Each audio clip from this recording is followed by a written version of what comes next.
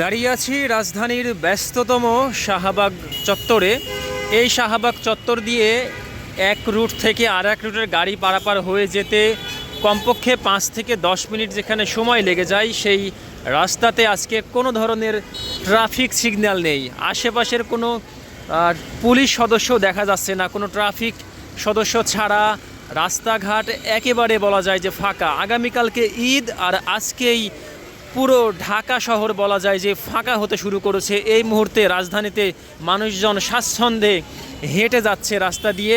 নগদ নিয়ে এলো হার না মানা হার অফার। সর্বনিম্ন 10,000 টাকা রেমিটেন্স নগদে পাঠালে থাকছে স্বর্ণের হার জেতার সুযোগ। পাশাপাশি রিক্সা চালক কিংবা অন্যান্য যে কোনো যানবাহনের গাড়িগুলো এই রাস্তা দিয়ে অনায়াসে চলে যাচ্ছে। কোনো ধরনের ট্রাফিক সিগন্যালের ভোগান্তিতে পড়তে হচ্ছে না, কোনো ধরনের সিগন্যাল মানতে হচ্ছে না, কোনো ধরনের ট্রাফিক পুলিশ পর্যন্ত নেই আজকে রাস্তাতে।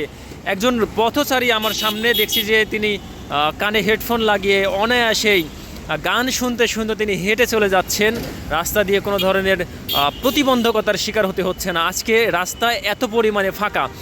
আমার সামনে ঠিক রাস্তাটি দেখতে পাচ্ছেন যে পল্টন অভিমুখে যে রাস্তাটি, কারওয়ান বাজারের দিকে যে রাস্তাটি, সেই রাস্তাটিও ফাঁকা। এমনকি নিউ মার্কেটের গামী যে রাস্তা, সেই রাস্তাটিও ফাঁকা।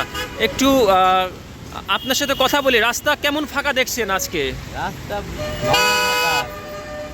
রাস্তা ভালোই ফাঁকা, কম কম গাড়ি। একটি দুটি গাড়ি ছাড়া বলা যায় যে প্রত্যেকটা গাড়ি শাঁ শাঁ শব্দে এই শহর দাপিয়ে বেড়াচ্ছে। এই শহরে এতটা দ্রুত গতিতে এই শাহবাগ মোড় অতিক্রম করার দৃশ্য হয়তো পুরো এক বছরে মানুষ কয়েকটি দিন মাত্র দেখে থাকে।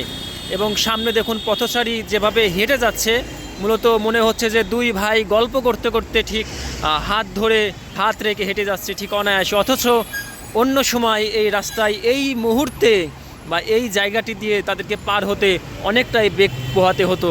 অনেক সময় প্রতিবন্ধকতার শিকার হতে হতো। ফুটপাত ব্যবহার করার সুযোগ মানুষ ঠিকমতো পেত না।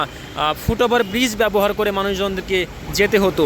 এই যে ফাঁকা দৃশ্য, বিভিন্ন সময় রাজধানীতে বলা যায় যে শাহবাগের এই জায়গাটিতে যেমন গাড়ি ঘোড়ার একটি বড় যানজটের তৈরি হয়, অন্য সময় আবার বিভিন্ন সময় বিভিন্ন দাবি আদায়ের জন্য সাধারণভাবেই বলা যায় যে এই রাজধানীর এই শাহবাগ মোড় মাঝে মাঝেই ব্যারিকেডের শিকার হতে হতো, বন্ধ হয়ে যেত।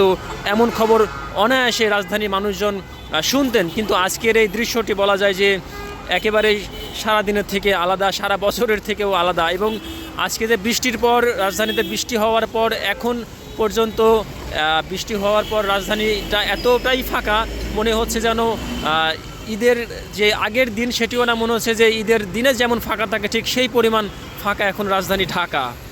সারা ঢাকা শরীর ফাঁকা থাকবো নাকি? আমাদের দেশ ছোট দেশ না, এই দেশে কি এত জনগণ, আর এই দেশ কি এরকম ফাঁকা থাকে নাকি?